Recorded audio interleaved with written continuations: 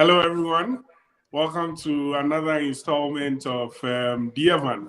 And today we have with us Mr. Fifi Fanti to wrap up our discussion on, which generation is actually the best when it comes to the marriage institution. So over the past few weeks, we've been looking at, comparing the earlier generation and the current generation and trying to figure out who really gets it, or who really got it, as it were.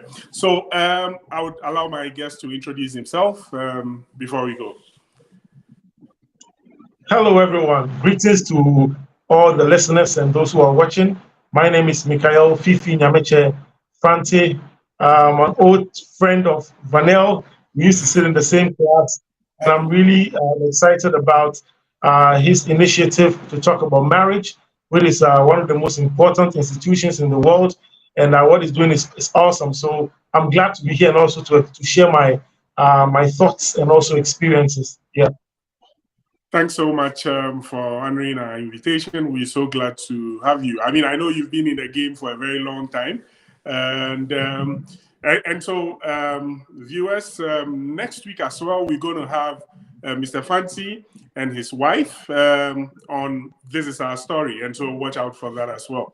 Okay, so let's delve right in.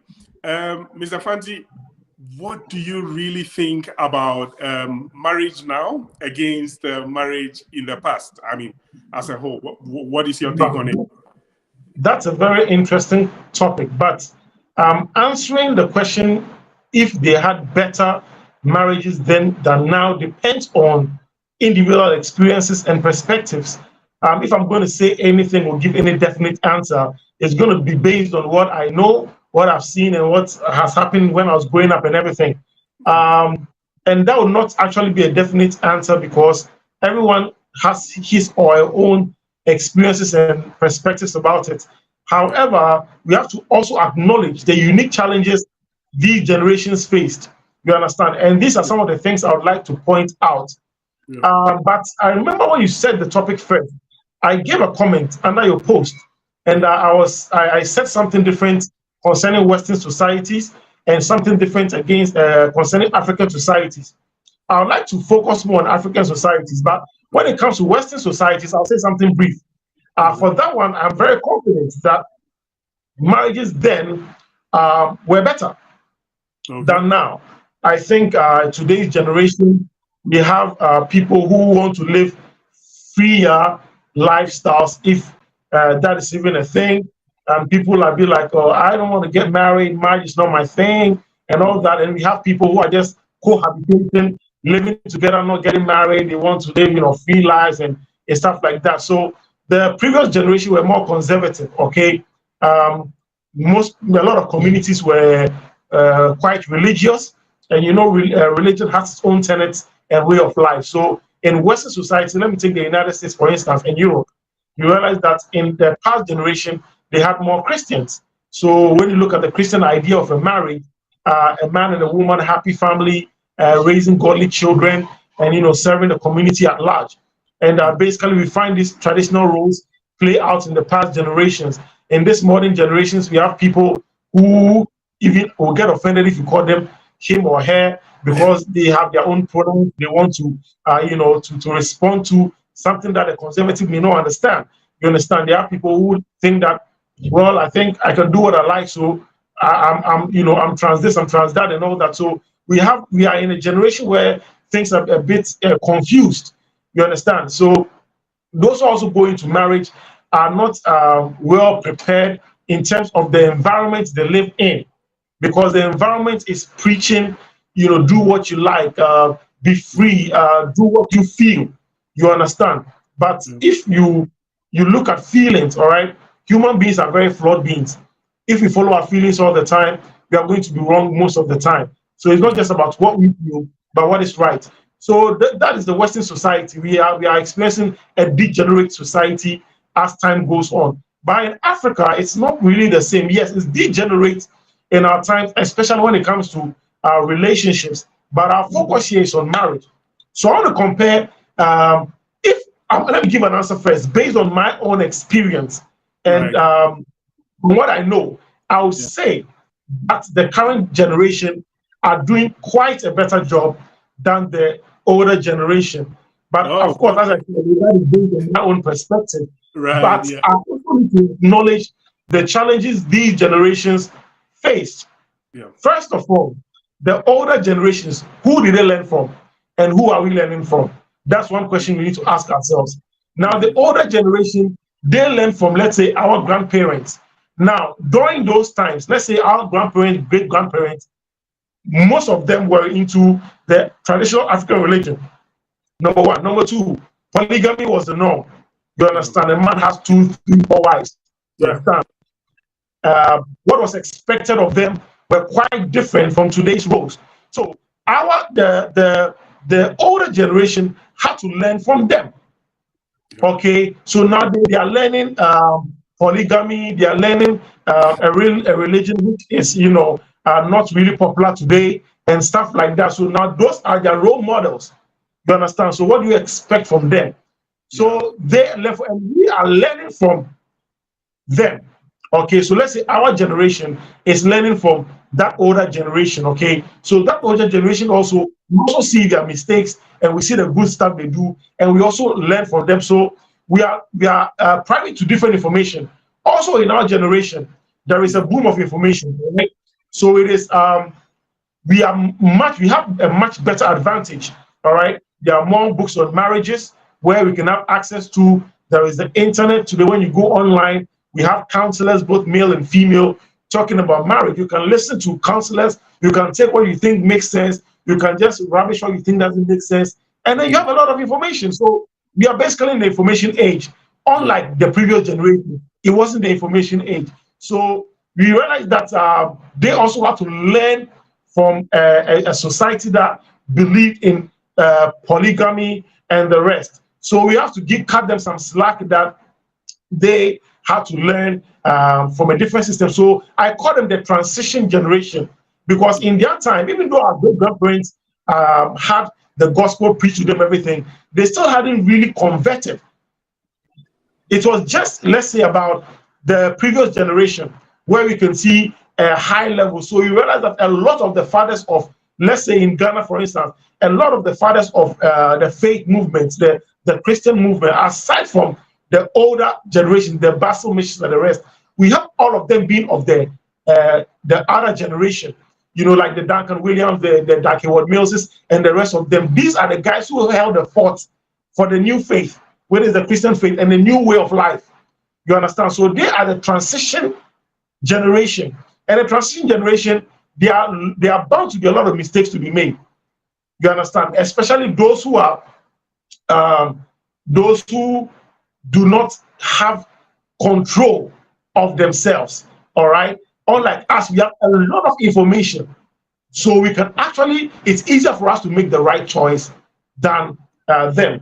They also in their generation came also, aside from the Christian way of life taking foothold, there was also a new wave, which is I also call it, as I call them, the transition generation. I also call it the disco generation. All right, that was when the discotheque and all those things came. You understand? So people got excited, and then people, tried to have a little bit of fun. Some people overdid it, and then it caused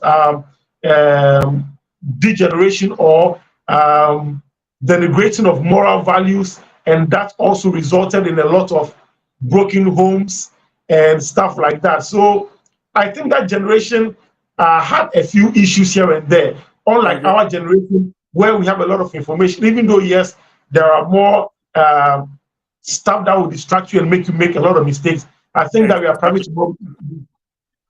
Yeah, so I was going to ask a question based on that point, So you rightly mentioned that we have more information than the earlier generation. And so we have the advantage, as it were, to make the right choices.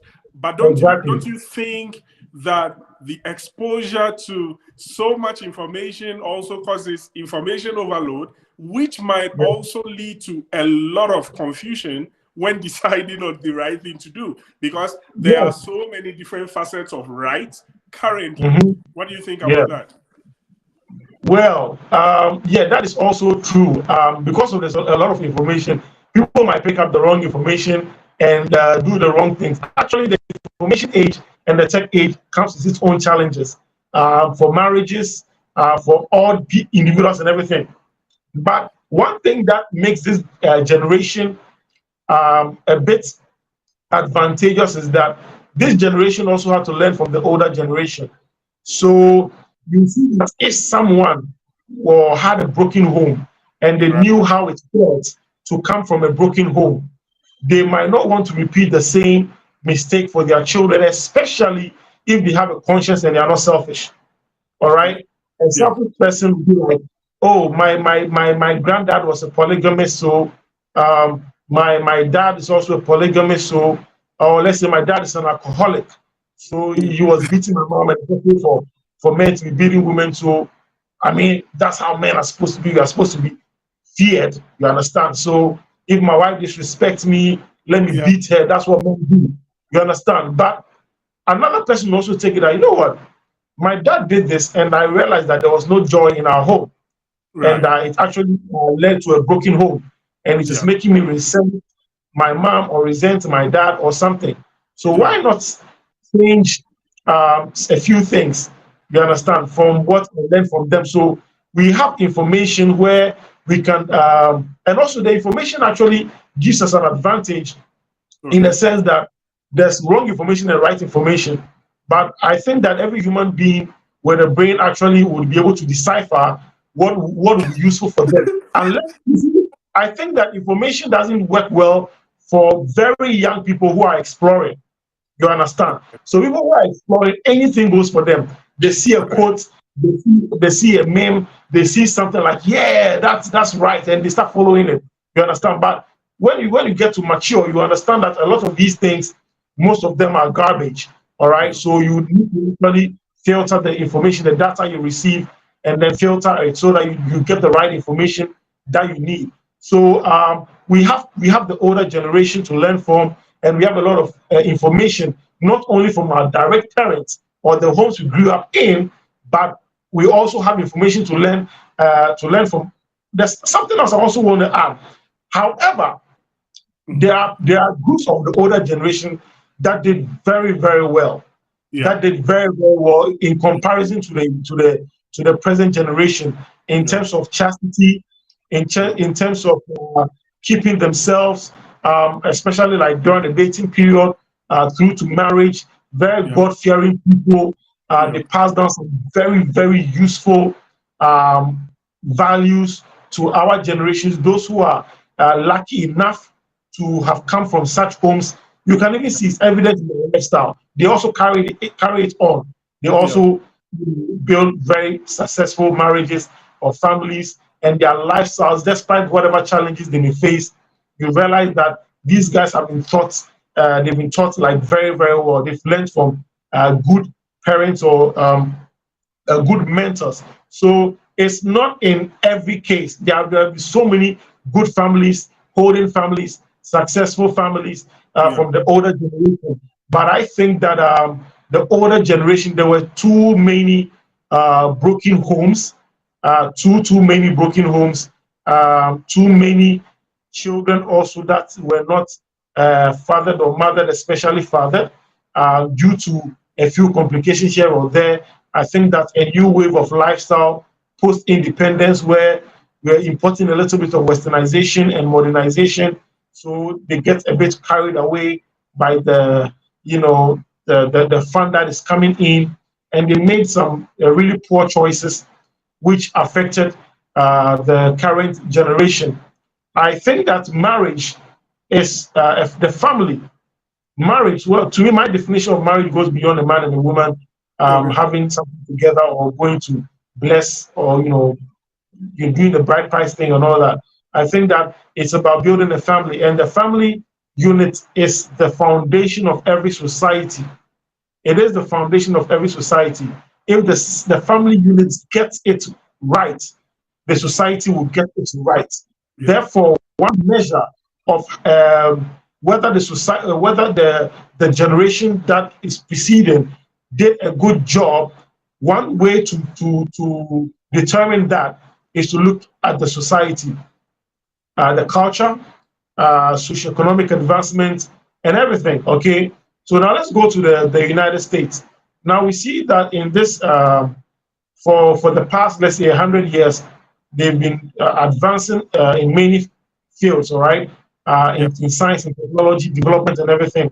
I Right. think that it's one of the major factors is the strong family system they had, not just the United States, in anywhere in the world where the family system is very strong, where they respect their marriages. They make sure they strive hard not to produce broken home. You know, there are a lot of researchers in the United States that talk about how more likely a kid will go into drugs, would be violent, will Yeah. be put in jail in order if the kid didn't have a father. You understand? And America has been successful till now because of that strong family system. But I am not sure for the future. I think that the future may be a bit gloomy, looking at how degenerate now the family system in the United States is getting. So now we look at our situation here in Africa. We take Ghana, for example, and we look at the society. We realize that we haven't seen much advancement in terms of culture and socioeconomic development. And I think part of it should be attributed to the weak family structures we have had over generations. But our country is a young one. We are adapting a new way of life for too long. So I think that we'll get there. Yeah. So if I could ask, do you see a brighter future with regards to how things are trending now in, say, Ghana? Do you think people are all the more embracing good family values, or do you think it's actually degenerating? I think that we are embracing good family values on one side, but on the other side, I see something creeping in, which is very dangerous, and that thing is going to destroy. I pray it does not, but it's going to destroy a lot of our people, and that is sexual perversion, or shall I say, a degeneration when it comes to our sexual sanctity. All right. Yeah. Today, in the past generation, they were very strict. Of course, people had to pass back door, but they were very strict about premarital sex. And yeah, they were very strict. You know, they had some things right, and instead of us learning it, we think that we are we know more. So we are just doing things anyhow. I noticed that a lot of there's a sexual, it's a weakness that is in every human being. So first we have hormones, all right? That lustful disease can actually get to anyone. So this is not to bash anybody or to be judgmental or anybody or anything. Even in the Bible, we have great men like David falling for it. So you have to understand that it's anybody can be a victim. However, if we can accept that we have that weakness, we are halfway through in conquering that thing. Because on one side, we are embracing this new concept of a good marriage. You see, nowadays, men treat women better than they used to do. You understand? Men respect women better than it used to be in the past. In this modern days, men are like, it's very hard. Actually, you find wife beaters in areas where they haven't really advanced or uneducated. Yes, but you don't find that in this generation that much. However, there is sexual perversion. So we have marriages that even they are married on the face value, but a lot of things are going on. You understand? And this is a thing that each person and each family needs to deal with. If not, there are going to be a lot of broken homes, a lot of divorces. We are going to go back to square one. So you see, what I see about this current generation is that they are learning a lot from the older generation, especially from their mistakes and also from their good values. All right. But as they learn it, we have to also have to understand that every generation has its own challenges. You understand? And our generation is totally different. The challenges we face. I'm not even talking about if we come even into how economics, okay, actually affect marriages. We've not even delved into that. Yeah. There are many issues that are being faced. So, in as much as we are learning from the older generation, we have to understand that we are facing a particular issue in this generation, and that, and most importantly, all right, there are so many things that people face in marriages and people complain about, which I think that is just them being kind of too soft. You understand?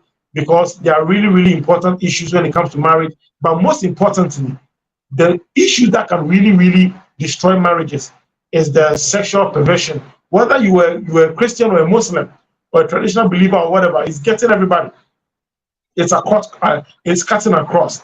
I mean, whenever somebody mentions, for example, DNA, and all the women will be like, "Oh no, you don't have to do that. Why are you afraid?"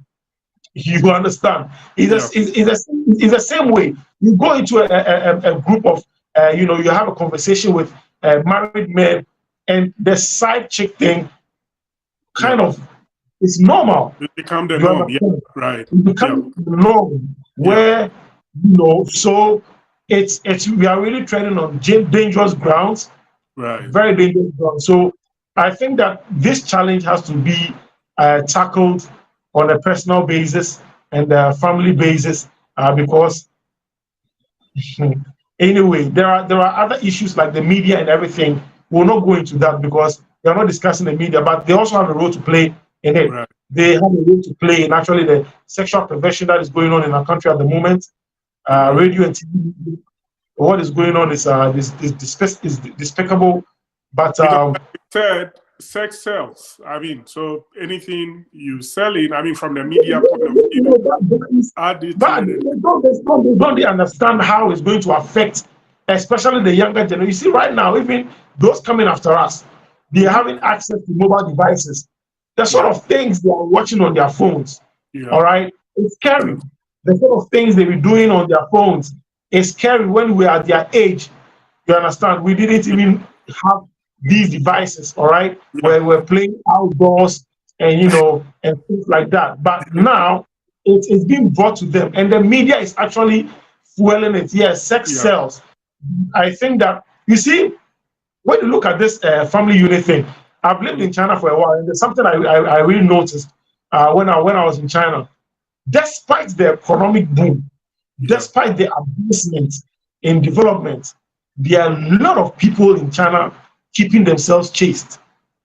Of course, we have a lot of people who are like who are all over the place, but a whole lot of people are actually trying to cling to the traditional values, the traditional marriage values, the traditional family value. You know why? Because the media and the government propagates that. The government makes sure that whatever goes out there through their movies, so even got to a time. Most of even in my home, me, my wife, my children, we mostly watch Chinese TV series. We have an app we watch on. You understand? Because we are rest assured that when we are watching that, we are not going to see any scenes where we will be scared that our children are around or something. Right. Because beautiful storyline, beautiful series, you watch everything, and even though it's modern, but still it upholds the traditional Chinese values that they have. I think it's not too hard. All across the world, marriage and traditional values are basically simply the same, whether it's monogamous society or polygamous society. Sexual chastity is of prime importance. As a matter of fact, the Bible only gave grounds for divorce on this alone. Yeah. You understand? Yeah. And this is also the main problem of this generation. Everything else is not really a problem. There are problems, yes. There are, money problems and, health problems, but none of these ones are as serious as this one. Because none of these ones will be able to break a home. You understand? Of course, unless somebody from the person is becoming an abusive husband, then you have to separate yourself just to, solve the problem. Unless, let the person beat you and kill you. But aside from that, the main problem that is worrying this generation, will be last. That is has actually infiltrated into our secondary schools, even junior high schools. All right, secondary schools, those in relationships, married couples. You understand? Now people are even married, and still the thing creeps in. You understand? Yeah, and the most dangerous of it is when you may be a victim, or you may fall here or there. But I always say that I don't want to sound too religious, but when it comes to the issue of marriage, you have to be religious, because it's only religion that provides the solution to marriage, to marital chastity, and marital success. I don't think any scientific inquiry or psychology or sociology can actually give us the best way to have successful marriages. So forgive me if I sound religious, but if we are to keep good marital morals or marital grounds, then we would have to go the religious way. And people might fall here or there, but it's not about the sin. I think that sin and sinning and being a sinner is two different things. You are living in sin. Now, when you live in sin, it's something that, okay, let's say I'm a liar, so I continually lie. It's my habit. I don't feel any remorse. I mean, I lie any day. You ask me, I can just lie because it's my habit.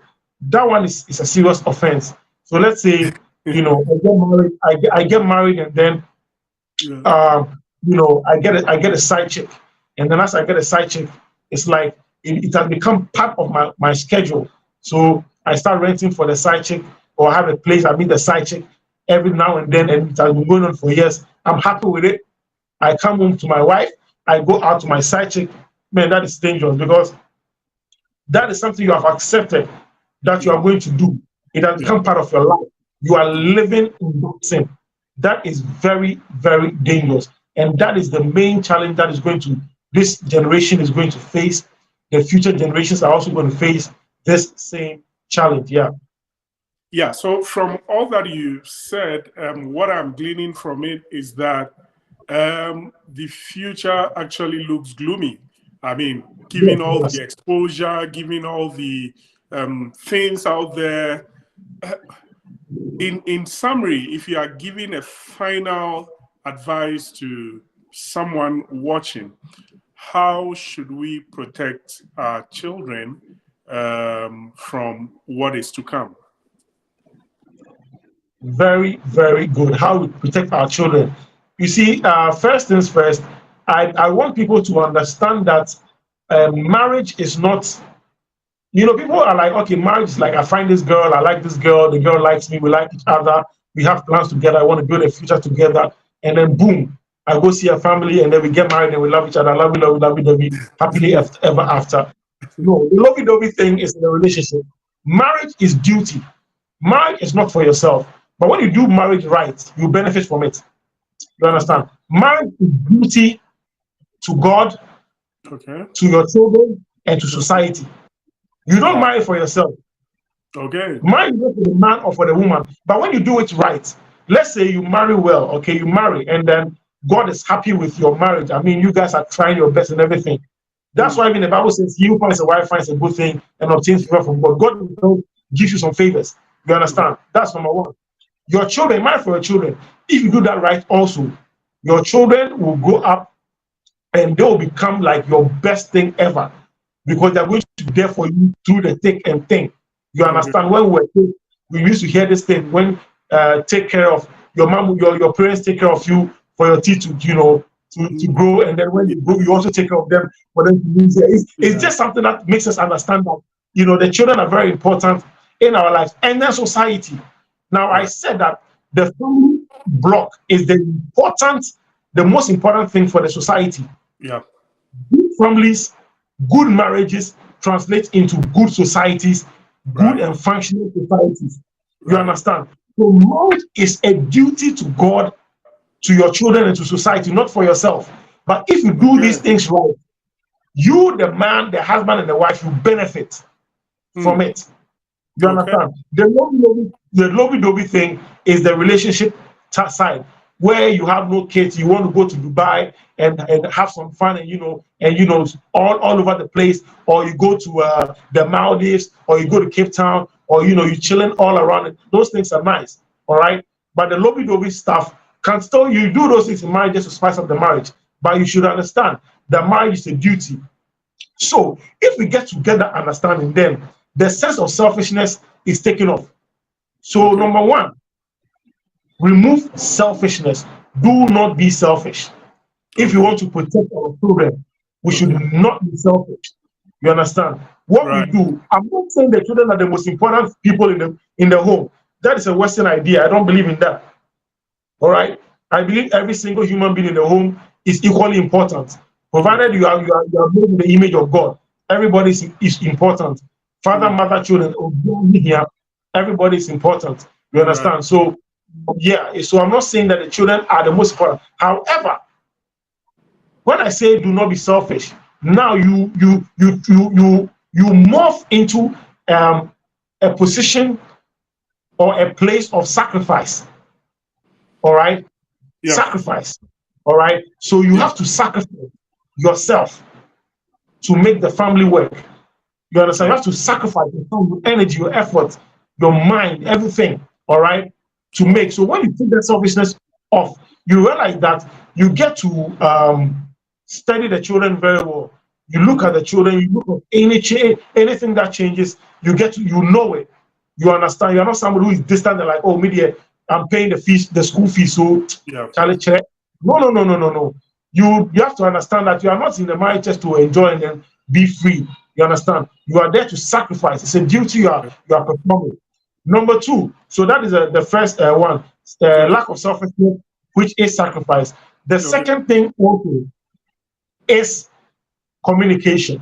All right, especially with the older kids, when the kids start growing up to, they get to a stage where, for example, my first kid is almost 12 years. Okay, so there's a lot of things we can talk about. All right, he talks with his mom a lot. All right, because for me, most of the time I'm busy, but once in a while when we get time to actually converse, I try to go deeper into the person's psyche and mind and understand things that are going on, understand. And you get to know that they learn a lot of stuff from school and from their friends, which you, the parents, you'll be surprised. You understand? And the more you converse with them, the more you understand how you can protect them. Because right now, as we are speaking, they know what lesbianism is. They know what gayism is, homosexuality is. They know what premature sex is. They even know what condoms are and all those things that they pick up from around, because you understand they hear a lot of stuff. And I'm like, don't be scared. Sometimes I tell my wife, like, don't be too worried and all that. It's expected. We were all in school and we all understand how we got information from some people. You understand? But how you protect the kids. You understand? So as you communicate with them, you get to know things from them. So then number three is advice. So then you keep advising. So everything in the academics, how they should go about things, how they should think. You understand? How the friends they should make. You understand? You let them understand that a different sort of people, even when they go to school, in their classroom, in the community you live in. So you have to be able to tell the sort of people that will help you and the sort of people that will not help you. You understand? So you have to be advising them in the sort of friends they make, also their attitude towards their friends, the sort of attitude they should tolerate. You understand? So all these things are very, very important. Now, the information that gets to them, you would have to know how to filter it. Of course, when they go to school, you are not there to protect them. But when they come home, there is television, they have their tablets, and then they have, sometimes they'll go and take mommy's phone or daddy's phone and watch YouTube and stuff like that. However, you need to set boundaries. Sometimes it's not pretty, sometimes it's not nice, but you're doing it for them because it's going to help them. They cannot just take somebody's phone and just go on TikTok and watching anything just like that. You understand? So you set boundaries. For me, for instance, let me give myself as an example. So I'm using my firstborn son as an example. So the rule is this: from Monday to Friday, no TV. Okay. All right. So you come back from school, you help in the housework, you go take your shower, you rest a bit, and you learn what was taught at school, and you go to bed. Simple. You only watch TV on Saturdays. All right. Okay. And on Saturday, cartoons and stuff like that. And actually, he likes his own. He has the TV channels he likes, so he doesn't even put it anywhere. On Yeah. Sunday, you are going to read, whether after church or whatever, you are going to be reading. Also, no television. But he also has a tablet. All right. So the tablet, I limit the usage of the tablet. The apps, actually, it is connected to my phone. So whenever any app is installed, I see it. You can Whatever see. is working, everything. So it's like some small monitoring is going on here and there. You understand? Yeah. Yeah. So that is how I deal with protecting him, because for him, now he's of age. All right. Very Yeah. soon in a year, he will become a teenager, and then the hormones start kicking in and a whole lot of stuff. So he needs to get the right information. Right. But I always say you can do your best, but the onus still lies on the child. Right. All right. As a parent, there's a duty you perform. But at the end of the day, the child has to be a good kid to listen to daddy's advice or listen to mommy's advice and actually do what you say. So these are some of the things that you can do to protect your children so that they don't fall victim to what is going on in the world at the moment. Yeah. Wow. I think this is real information overload. You said so much, so many important things. I wish we could pick each of them and expand on them. And I think it is something we're going to be doing, because it will take a lot of time to really digest all that you've said. And I think that I'm really looking forward to next Saturday's episode as well, with you and your wife on This Is Our Story. Thank you so much. I myself, I think I'm going to watch this thing over and over again to really break down all that you said, because I feel it's a lot of information, a lot of good gems in there that we need to really pick up and learn from. So thank you so much. We really appreciate your time. We're going to be knocking on your door, I mean, every now and then, to get you on board. So thank you so much. It's my pleasure. It's my pleasure. Anytime. Right. Okay. So viewers, I'm sure you are elated as I am with this session, and don't miss next week's session with Mr. and Mrs. Fanti as well. They're going to share their story on This Is Our Story. And so we'll continue propagating the good things that marriage can bring. I mean, so that, because there are a lot of good marriages out there, but because the narrative is always the bad, you don't get to know that people are really having good marriages. And that is what we've set out to do. We'll keep on propagating that so that we know that there are good examples to follow. Thank you so much for your time. And and always remember, no two relationships are the same. Thank you. Bye-bye for now. Bye-bye. See you next week. All right. Yeah.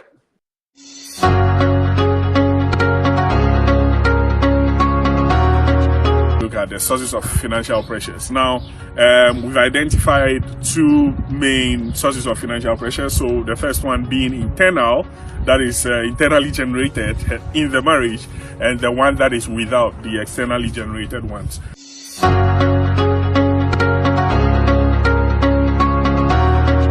What makes you two happy and not allow the pressure of having to impress everyone have a toll on your marriage?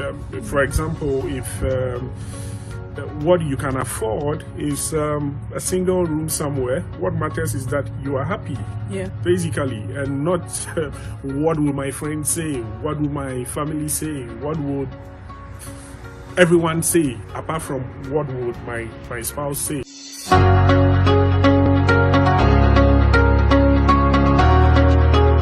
Having kids is like having little bosses at home. They control what you do. Yeah. It's very difficult to control kids. Yes, Yeah. so it's not easy to handle them. Yeah. It brings a lot of pressure, especially if you are not that used to taking care of